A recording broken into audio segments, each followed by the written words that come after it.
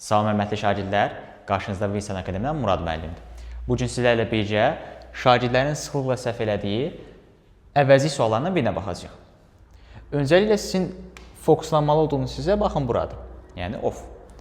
Bilməlisiniz ki, evdən sonra of gəlməz. Daha sonra siz fikir verməlisiniz baxın bura. Yəni xəbərə, was able to hissəsinə. Was burada təkdə olduğuna görə biz həm C bəndini, həm D bəndini siləcəyik. Nə üçün? Çünki həm both of-dan sonra, həm some of-dan sonra cəm isim işlənərsə, xəbər cəmdə olmalıdır. Fikir verirsiniz, as və them verilib burada.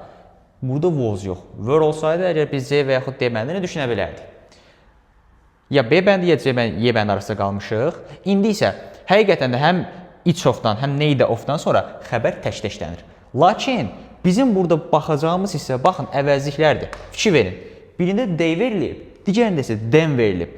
Fərqləri nələrdir? Baxın, istəyir each of-dur, neither of-dur, one of-dur. Bu tipli əvəzliklərdən sonra biz şəxs əvəzliyini yox, yəni they yox, obyekt halı verməliyik, yəni them verməliyik. Cavab olacaq Y bəndi. Neither of them was able to answer the question. Sağ olun, salamat qalın. Növbəti videolarda görüşənə qədər.